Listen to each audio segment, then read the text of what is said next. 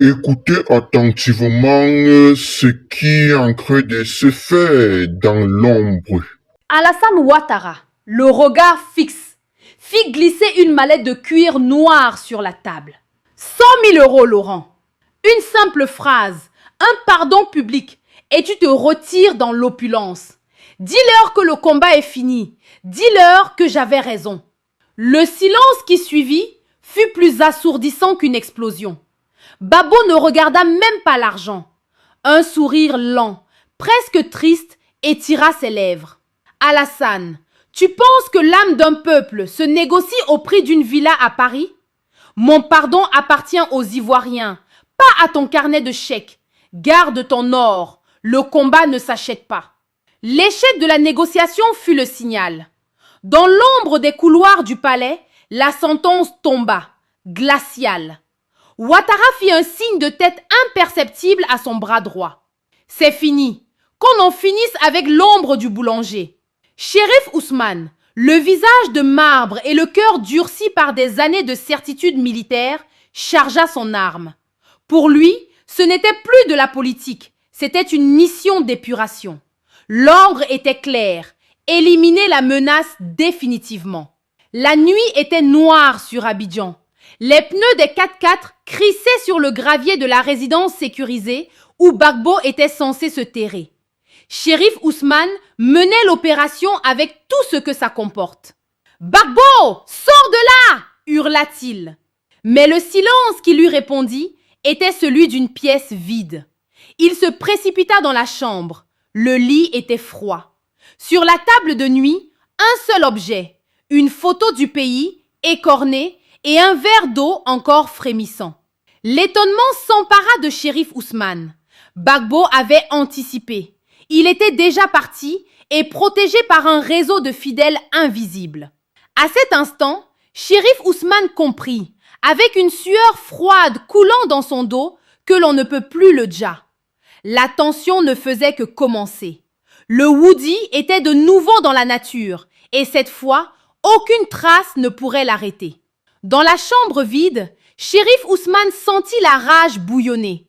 Il balaya d'un revers de main les documents restés sur le bureau. « Il était là il y a moins d'une heure !» hurla-t-il à ses dozos, la voix tremblante de frustration. « Comment un homme seul peut-il humilier tout un appareil sécuritaire ?» Il savait que si Gbagbo restait introuvable d'ici l'aube, le mythe de son invincibilité ne ferait que grandir, faisant trembler les fondations du pouvoir à la présidence. « Bouclez le périmètre! Je veux des barrages sur chaque pont, de Cocody à Yopougon. Personne ne sort! » Pendant ce temps, loin des gyrophares et du fracas des bottes, une vieille camionnette de livraison banalisée serpentait dans les ruelles défoncées d'Adjamé. À l'intérieur, dans la pénombre de l'arrière du véhicule, Laurent Gbagbo était assis sur une caisse de bois, le visage serein malgré les secousses. À ses côtés, un jeune fidèle, le doigt sur les lèvres, surveillait les fenêtres. « Ils ont bloqué les grands axes, monsieur le président !» chuchota le jeune homme. Gbagbo eut un petit rire étouffé, un son rocailleux qui semblait défier le destin. « Ils cherchent un lion dans une cage, mais ils oublient que je suis chez moi, dans chaque grain de poussière de cette ville. Alassane cherche à m'acheter, Chérif cherche à me dja, mais ils ne peuvent pas arrêter une marée qui monte. » Chérif Ousmane lui-même surveillait le passage.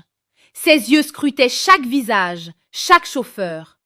La camionnette de livraison s'approcha lentement. Le cœur du jeune conducteur battait à tout rompre. Un soldat s'approcha. « Papier, qu'est-ce que tu transportes ?» À l'arrière, Gbagbo entendit des bruits. Il ferma les yeux, non pas par peur, mais par recueillement. Chérif Ousmane s'approcha du véhicule, attiré par une intuition soudaine. Il posa sa main sur la poignée de la porte arrière. Le temps sembla s'arrêter. Soudain, le courant fut coupé et plongea toute la zone dans l'obscurité totale. Dans la confusion et les paniques des soldats, le chauffeur accéléra brusquement, profitant de cette scène pour s'engouffrer dans une ruelle adjacente.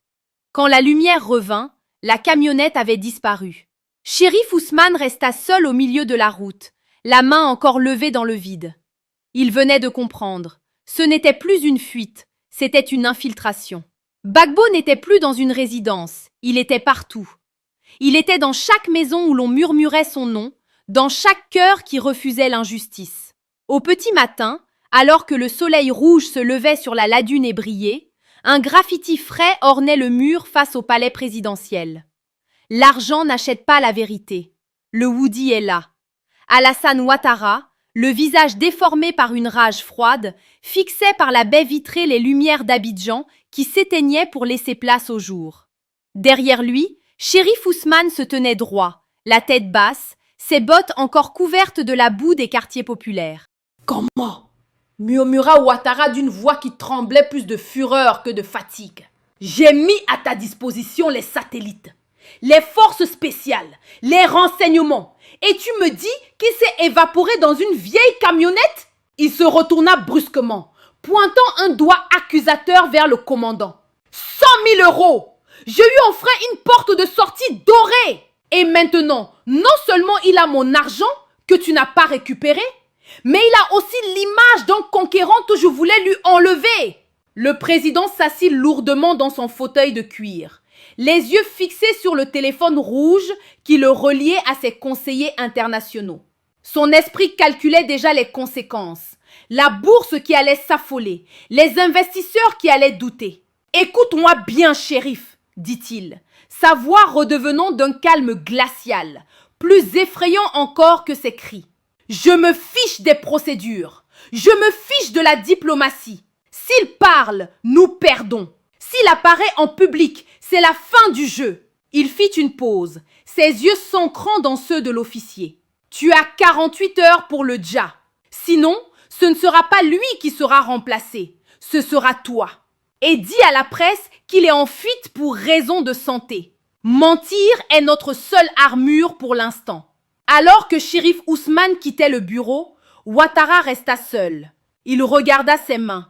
Pour la première fois depuis des années, il se demanda si les murs du palais étaient assez solides pour retenir le vent de révolte qui commençait à souffler depuis les quartiers d'Abidjan. Le téléphone sonna. C'était un appel de l'étranger. Ouattara décrocha, le visage de marbre. « Tout est sous contrôle », dit-il d'une voix blanche. Mais à travers la vitre, il voyait le peuple qui commençait déjà à scander le nom de Gbagbo Laurent. Affaire à suivre. Partagez cette vidéo partout. Le film ne fait que commencer. Oh, Chérif Ousmane va me chicoter la nuit. Laurent Gbagbo n'a jamais reculé devant une adversité. Quand il y a dialogue, quand il y a débat, Laurent Gbagbo y va. C'est Laurent Gbagbo qui a permis toutes les négociations politiques en Côte d'Ivoire. Les fois où on a vu Bédié et Alassane s'asseoir ensemble, c'était pour venir partager le gâteau au navire ivoire. Laurent Gbagbo allait négocier avec eux. Laurent Gbagbo avait dans son dos une rébellion armée soutenue par le PDCI et le RDA d'Alassane Ouattara. Et devant lui, il avait des hommes qui se disaient des hommes politiques, notamment le PDCI, RDA et le RDA, qui sont partis en 2010 dans une alliance qu'on appelle le RADP, venir contre Laurent Gbagbo, partager le gâteau de la gouvernance de Laurent Gbagbo. En 2010, quand Laurent Gbagbo échouait donc les balles et les bombes de la communauté internationale, Bédié festoyait. Tous les étudiants n'étaient pas en Côte d'Ivoire. Laurent Gbagbo n'a pas pris la poudre d'escapette pour partir au moindre bruit du fusil. Laurent Gbagbo était en Italie. Et puis, en 2000, là, ils ont tiré à Abidjan. Il a demandé au pilote, allons en Côte d'Ivoire. Ils ont dit non, il faut laisser, on va voir au pays si vous pouvez rentrer, monsieur le président. Laurent Gbagbo dit, monsieur le pilote, prends l'avion là, on décolle, on va en Côte d'Ivoire. Si je suis dans les airs, quand on tire sur l'avion, c'est Laurent Gbagbo qui est mort. Il n'est pas resté à l'étranger, il est venu. Il est venu affronter l'adversité. C'est à Laurent Gbagbo, des hommes à qui on donne un héritage. Parce que nous le savons, nous tous, hein, en Côte d'Ivoire, partout dans le monde, Il y a certains héritages qui sont chers aux gens, qui ne portent pas. Nous, on vit avec des Français ici. Il y a certains héritages des Français que leurs parents leur ont donné qui ne jouent pas avec. Mais les héritages comme chaussures, pantalons, habits, là, on porte même souvent, mais on peut baver là-dessus, on peut salir, parce qu'on ne connaît même pas la valeur d'un habit. Si il quitte ici, tout à l'heure, il arrive en Côte d'Ivoire, et puis je donne tout à l'heure un habit, il arrive en Côte d'Ivoire.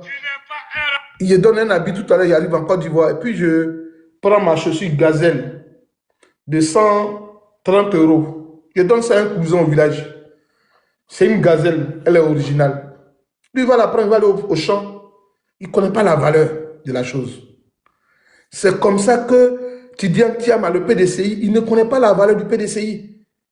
Parce qu'on lui a donné, il ne connaît même pas, Tidiane Thiam ne connaît même pas les tests du PDCI RDA. Tidiane Thiam, là, il ne connaît même pas les tests fondamentaux du PDCI RDA. Il a hérité le parti. Mais c'est Laurent Gbagbo qui connaît la politique, là, qui lui dit, reste là, nous, on va te sauver. On va t'assister. On va venir t'assister. Non, non, non, ne bouscule pas, ne va pas, pas. Au moment où Laurent Gbagbo, du haut de ses âges, est en Côte d'Ivoire, en train de tenir des meetings, où il a du mal à marcher, parce que l'alliance du PDCI avec le RDA est devenue RADP, lui a infligé le mal. Laurent Gbagbo, tant mal que bien, il tient, et puis il va faire des meetings. Au moment où il parle là, Tidiane Thiam est ici en France, dans le froid ici, ou de l'été, c'était en été, il bénéficiait d'un bel été ici. Quel est le discours qu'il a pu mener? Ils ont invité Tidiane Thiam sur un plateau de télévision où il a traité des gens de chiens, avec un discours, un langage ordurier. Vous savez ce qui est sûr? Moi, c'est M. Tidiane Thiam, mais il y a des imbéciles qui s'attaquent à ma personne. Laurent Gbagbo ne parle pas comme ça. Laurent Gbagbo a adulé. Laurent Gbagbo a investigué tout. Il répond avec sérénité à ses adversaires dans un discours politique. À part l'IDH de Tidiane Thiam en Côte d'Ivoire. Mais quand Laurent Gbagbo est sorti avec Digbadet là, les Ivoiriens ont compris Digbadet par rapport à l'IDH. Laurent Gbagbo dit, ils disent qu'ils ont développé la Côte d'Ivoire, mais on a Digbadet sur notre tête. L'Ivoirien a compris Digbadet. Au lieu de comprendre les notions bureaucrates là, l'IDH non. Quand Gbagbo a dit, regardez ce qu'ils vous font ici à Gamé, ils ont une Digbadet sur eux, il faut qu'ils remboursent. L'Ivoirien a compris tout à l'heure. Ils ont dit, ah, Gbagbo est fort. Le RDA a commencé à avoir des fourmis maniant dans leurs caleçons. Pourquoi il dit Digbadet? Pourquoi il dit Digbadet? Des conférences par-ci, par-là. Après son IDH qu'il a dit là, où était Tidiane Thiam quand on luttait en Côte d'Ivoire? Où il était? Où était Tidiane Thiam? Quand le PDCI est en train de parler comme ça, nous on vous regarde. Comme l'a dit mon jeune frère, Laurent Gbagbo a des propos prémonitoires. C'est ce que vous appelez les prophètes en Côte d'Ivoire. Oh, mon homme de Dieu m'avait dit qu'il allait croiser mon joli garçon dans un baka.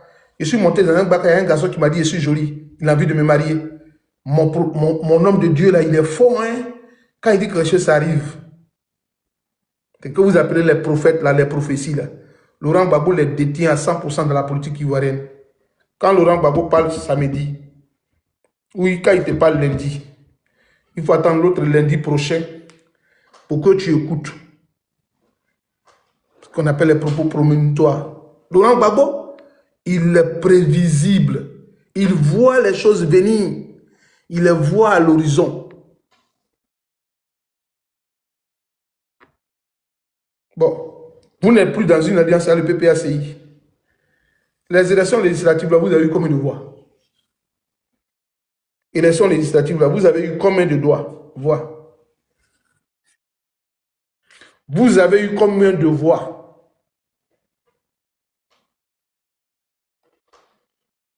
Nous, on ne cherche pas alliance. Hein. Ce n'est pas vous qui êtes venu nous montrer ici des images. Le papa de Miss Côte d'Ivoire, là. Non, à Cocody, ils ont voulu tricher. Il y a des PV. Abi Raoul. À Koumassou Makori, oui. Je vois le RDR voler dans les bureaux de vote. Ils sont en train de remplir des fiches. Il dit, mais ceux-là, mais ils parlent de quoi même? Salut, Fazo. Qu'est-ce que Laurent Gbagbo nous a pas dit? Laurent Gbagbo nous a pas dit que le RDR ne peut pas gagner une élection si ce n'est pas tricherie. C'est maintenant, vous savez ça. Nous, on savait. Non, ils sont en train de tricher. Ah, Soleil, pardon, il faut faire live. Le candidat du RADP, là, ce sont des tricheurs. Ils sont en train de faire des fraudes électorales. Ils sont en train de voler les bulletins de vote. Il dit, mais vous parlez de quoi même? Dois-je sortir pour tenir un panel encore pour dire, ils sont en train de voler des candidats aux élections législatives? Moi, qu'est-ce que Gbagbo ne m'a pas dit que je ne savais pas? C'est vous qui l'apprenez maintenant. Tidiane Tian, les députés qu'il est venu trouver à l'Assemblée nationale, là, qui étaient à 67%, là, c'est avec l'apport du PPACI. Vous voulez qu'on vous dise la vérité, mais on va vous dire la vérité. On crachait dans vos visages. Les 67 députés que le PDCI a eu, c'était avant ou après Tidiane Tiam, après les élections législatives, là. Quand vous êtes parti aux élections législatives, les dernières, où vous avez eu près de 67 députés, là, ou combien de députés, là? Je pense que c'était avec l'apport du PPACI. Hein. Dites que je monte dans les commentaires. Est-ce qu'il n'y avait pas eu l'apport du PPACI dedans? Les élections législatives, là, où le PDCI a eu plus de députés, là. Est-ce qu'il n'y avait pas une part, une contribution, un apport du PPACI dedans? Voilà. C'était EDS. Mais ils avaient eu l'aval de Laurent Gbagbo, non? Il y avait Laurent Gbagbo. Il y avait eu des trucs entre Bédier et Gbagbo qui ont donné des signaux pour que ces partis-là se retrouvent ensemble lors des élections législatives. C'est seulement aux élections municipales que Tidiane Tiam est arrivé et qu'il y a eu des prémices de division où les gens n'ont pas eu de consensus et que des mairies nous ont comment on appelle, échappé. C'est ça. Quand Tidiane Tiam a commencé à arriver là, c'est lui qui a monté monsieur, comment on appelle, Yehou, de Yopougon. Et puis Yehou a dit, lui il peut être député, il peut être maire, que lui il ne veut pas d'alliance. C'est là que Michel Gbagbo et Yehou sont partis en liste individuelle pour la mairie de Yopougon. Mais on sait que c'est Michel Gbagbo, Diaoufoué. C'est là que M. Gbagbo, Michel Gbagbo, a été le deuxième de Yopougon. Et plus tard, le PDCI a regretté pour dire, si on savait, on allait faire la liste, que le PDCI allait être suppliant à la mairie au moins, pour que dans le conseil municipal, le PDCI soit deuxième et le PPACI soit premier. Ils ont récusé les accords, ils ont voulu partir en individuel et on a eu ces résultats. Donc, dans les anciens députés du PDCI, vous devez reconnaissance au PDCI, au PPACI de Laurent Gbagbo. Diaoufoué a gagné les élections législatives à Yopougon. Mon frère Africop, est-ce que Diaoufoué a gagné les élections législatives à Yopougon?